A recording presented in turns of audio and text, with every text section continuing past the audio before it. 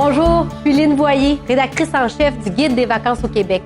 Le Guide a 20 ans cette année et c'est un plaisir pour moi d'y participer depuis plus de 15 ans.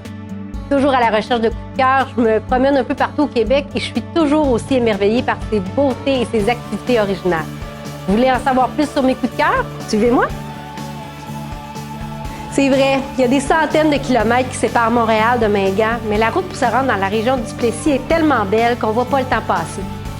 J'ai adoré mon séjour sur la Côte-Nord, mais mon coup de cœur reste les belles îles de l'archipel Mingan et ses monolithes uniques. Croyez-moi, c'est encore plus beau que sur les photos et ça vaut vraiment le voyage. Il y a plein de façons de se rendre aux îles.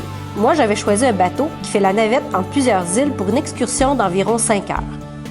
On m'a aussi parlé de la station de phare de l'île aux Perroquets, sur laquelle il est possible de passer la nuit dans la maison du gardien du phare et de déguster un repas de fine cuisine à saveur locale.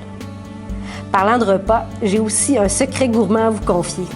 Si jamais vous passez par Havre-Saint-Pierre, allez chez Julie, un petit restaurant local qui a l'air de rien à l'extérieur, mais qui sert de fabuleux plats de fruits de mer.